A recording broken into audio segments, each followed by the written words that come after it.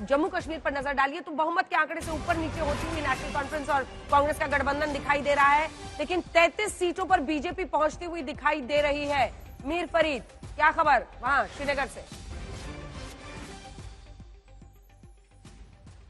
यहां से बिजबिहारा से इंटरेस्टिंग खबर आ रही है, जहां इल्तिजा मुफ्ती पहले राउंड के बाद ट्रेल कर रही हैं, तकरीबन 840 वोट से जो है ट्रेल कर रही हैं। नेशनल कॉन्फ्रेंस के बशीर वीरी वहां पे लीड कर रही हैं। तो ये हॉट सीट्स हैं।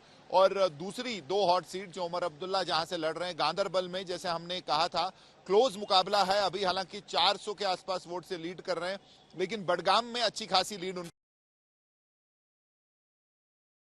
अगर आप गुलाम मीर जो कि डूरू से हैं, कांग्रेस के एआईसीसी के जनरल सेक्रेटरी हैं, वो वहां से अच्छी मार्जिन से लीड कर रहे हैं। और वही जो उमर अब्दुल्ला की खासकर बात करें तो 2 जगह से फिलहाल लीड कर रहे हैं, लेकिन गांदरबल में कांटे की टक्कर है। ओवरऑल जैसे हम कह रहे थे, एनसी और कांग्रेस को जो है अच्छी खासी बढ़त मिलती दिख रही है।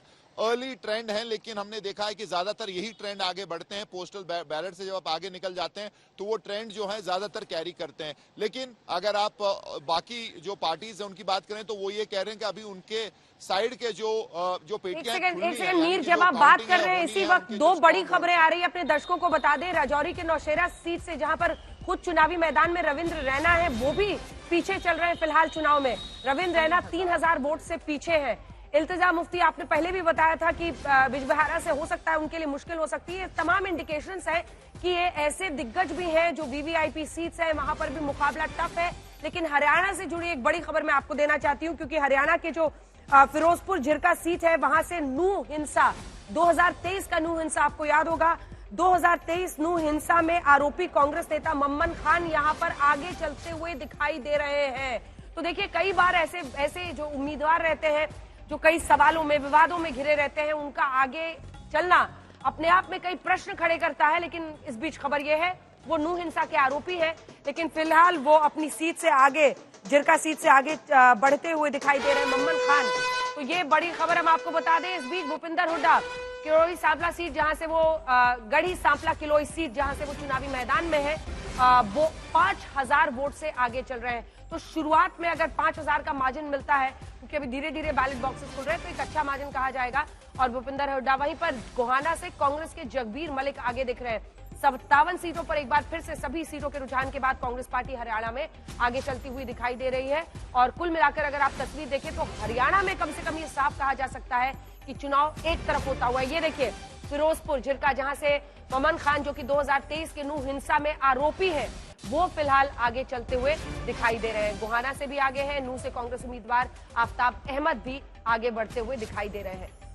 तो ये अपने आप में बड़ी खबर आपको बताते चले। 90 के 90 रुझान सामने आ गया हरियाणा के। जैसा कि आप देख पा रहे हैं, कांग्रेस पार्टी प्लस 57 सीटों पर, बीजेपी 27 सीटों पर आगे चल रही है, जबकि जम्मू कश्मीर में 89 के रुझान सामने आए हैं। बीजेपी के रविंद्र रैना, जिनसे कुछ देर पहले हम बातचीत कर रहे थे, जो 35 सीटों का दावा कर रहे थे, बीजेपी तो 31 पर अभी आकर टिकी हुई है, लेकिन रविंद्र रैना जो प्रदेश अध्यक्ष है वो अपनी सीट से पीछे चल रहे हैं। और महबूबा मुफ्ती की बेटी इल्तिजा इस वक्त पीछे चल रही है।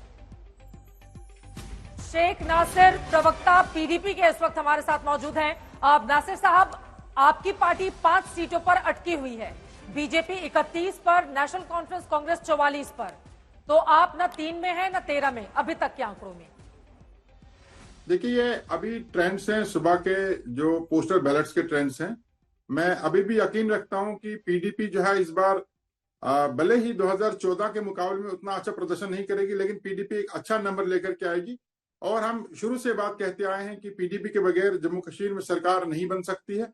हालांकि सरकार में जाना न जाना वो पार्टी की टॉप लीडरशिप डिसाइड करेगी, लेकिन अभी जो सुबह के रुझान हैं, जो ये पोस्टल बैलेट के रुझान हैं, ये अभी इसमें काफी चेंजेस आने वाली हैं। जैसे जैसे समय आगे बढ़ता जाएगा, पहले राउंड के बाद जब काउंटिंग शुरू होगी, इसमें बहुत सारी अभी चेंजेस आएंगी। और हम होपफुल हैं कि हमारा अच्छा नंबर होगा, ऐसा नंबर होगा कि पीडीपी के बगैर कोई भी सरकार जम्मू कश्मीर में नहीं बन सकती। मतलब आप ये कहना चाह रहे हैं कि डबल डिजिट में पीडीपी पहुंच जाएगी, आपका ये कहना है? डबल डिजिट में भी अच्छा फिगर लेकर के आएगी। We are hopeful. चलिए ठीक है, आपके लिए एक बुरी खबर ये है कि बिजबिहारा सीट से इल्तिजा मुफ्ती, जो कि महबूबा मुफ्ती की बेटी है, क्योंकि महबूबा जी तो इस बार चुनाव लड़ नहीं रही है, इल्तिजा जी ही पूरा इलेक्शन कैंपेन कर रही थी बढ़ चढ़कर और पार्टी को लीड कर रही थी, वो अपनी सीट से फिलहाल ट्रेल कर रही हैं, ऐसी खबर आ रही है। हालांकि बहुत शुरुआती रुझान है, अभी थोड़ा इंतजार तो करना ही होगा, लेकिन ये शुरुआती रुझान है, लेकिन मैं आई एम होपफुल और पूरी उम्मीद है कि इल्तिजा जी जो है वहाँ अच्छे मार्जिन से जीत कर आएगी। आप देखिए जैसे जैसे आगे ट्रेंड चलता जाएगा, आगे काउंटिंग होती जाएगी और जैसे रिजल्ट सामने आएंगे,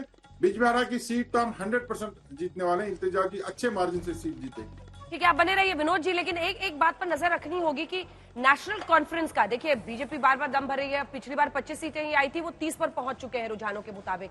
9-10 अब अन्य का भी आंकड़ा पहुंच रहा है। 5 नॉमिनेटेड एमएलएस भी पहले से हैं।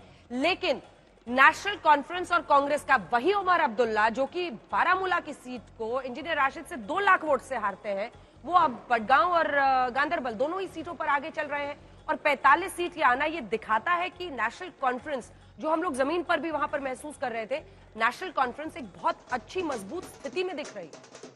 देखिए, कश्मीर में धारा 370 हटने के बाद जिस तरह से कश्मीर की जो पार्टियां थी उनका पराभव हुआ था, उसका नतीजा हमने लोकसभा चुनाव में देखा कि महबूबा मुफ्ती भी चुनाव हारी, उमर अब्दुल्ला भी चुनाव हारे।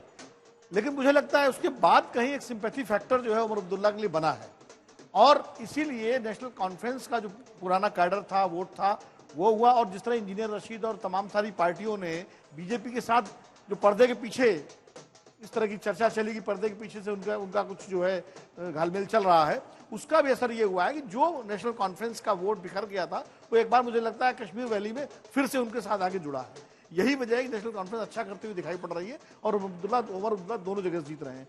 लेकिन महत्वपूर्ण बात यह है कि जम्मू क्षेत्र में अगर नेशनल कॉन्फ्रेंस और कांग्रेस का अलायंस अच्छा करता हुआ दिख रहा है तो ये बीजेपी के लिए जरूर चिंता की बात होगी।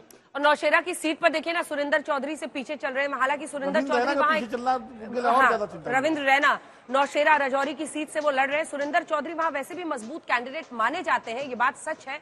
लेकिन वहां पर रविंद्र रैना को चुनावी मैदान में उतारा गया था और वो वहां पर पीछे फिलहाल चलते हुए दिखाई दे रहे हैं। लेकिन दोनों जो सीट है, गांधरबल और बडगांव, दोनों से ही उमर अब्दुल्ला आगे चल रहे हैं।